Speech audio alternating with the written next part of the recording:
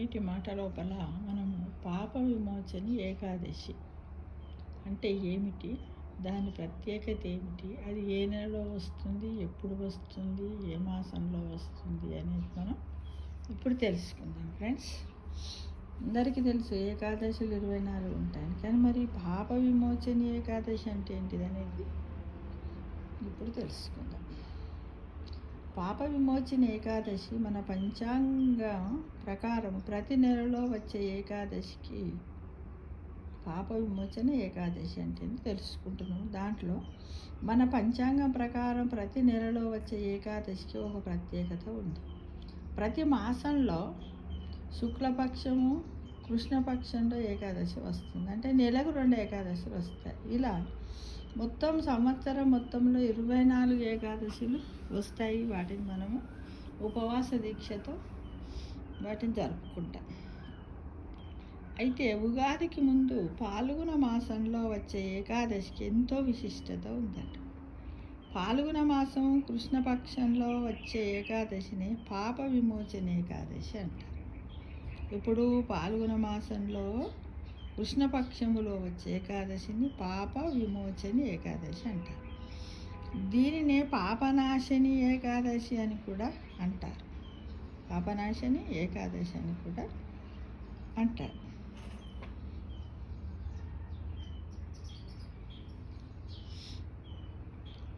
అంటే పాపాలను తొలగించే ఏకాదశి అని అర్థం.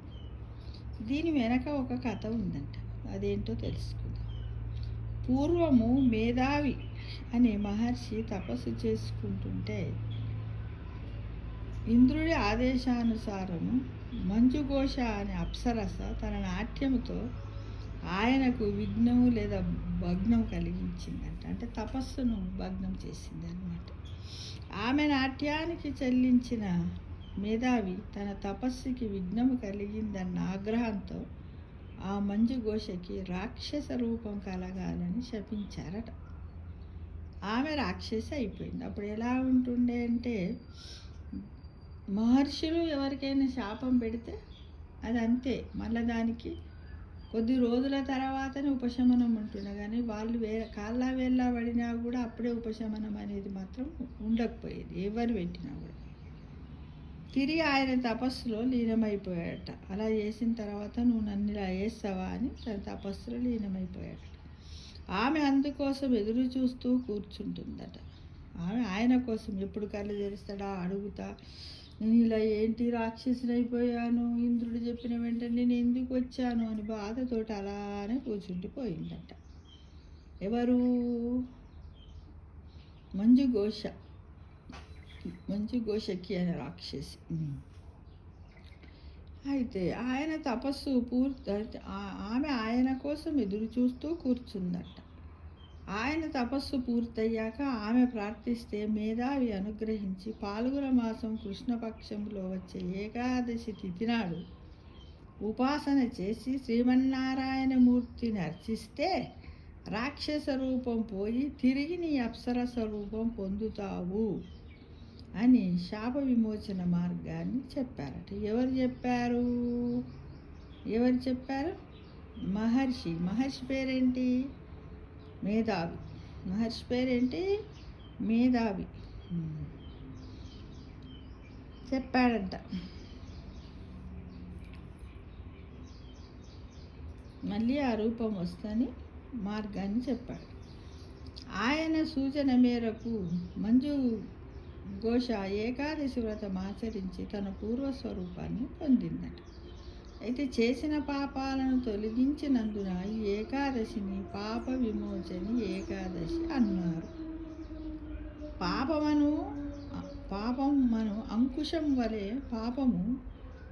మనలను అంకుశం వలె మన మనస్సును నియంత్రించేది కనుక ఈ ఏకాదశిని పాపాంకుశ ఏకాదశి అని కూడా వ్యవహరిస్తారు, అంటే పిలుస్తారు. ఈరోజు ఏకాదశి వ్రతం పాటిస్తే తప్పక ఫలితం లభిస్తుందని పురాణాలు సైతం చెబుతున్నాయి. పాపమోచని ఏకాదశి రోజున సూర్యోదయానికి ముందే నిద్రలేసి స్నానం చేయాలి. ఎలా చేయాలంటే ఇలా ఉదయాన్నే లేచి స్నానం చేయాలి బ్రహ్మీ ముహూర్తంలో. ఈ పవిత్రమైన రోజున శ్రీ మహావిష్ణువు ఆలయానికి వెళ్ళి ఆరాధించారు. విష్ణు ఆలయాలు అంటే కొన్ని చోట్ల ఉంటాయి, కొన్ని వెంకటేశ్వర టెంపుల్. స్వామివారికి ఈరోజు పసుపు రంగు దుస్తులను అర్పించాలి. స్వామివారికి అర్పించాలి, మనం కూడా ధరించాలి. దీని తర్వాత 11 పసుపు పువ్వులు, 11 రకాల తీపి పదార్థాలను కూడా స్వామికి నివేదన అర్పించాలి. అనంతరము విష్ణునామాలను, మంత్రాలను జపించాలి. అదేవిధంగా ఈ రోజంతా ఉపవాసం ఉండాలి. ఈ రోజున ఉపవాసం ఉండి విష్ణుమూర్తిని ఆరాధిస్తే పాపాలు తొలగిపోతాయని శ్రీకృష్ణుడు స్వయంగా అర్జునుడికి చెప్పినట్టు పురాణ వచనం ఉన్నది.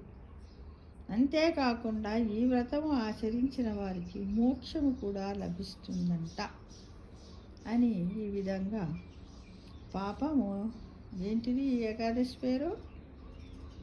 పాప విమోచని ఏకాదశి. కాబట్టి అందరం కూడా మనం చేసినటువంటి పాపాలు పోవాలంటే వీలున్నవారు, ఆరోగ్యం సహకరించిన వాళ్ళు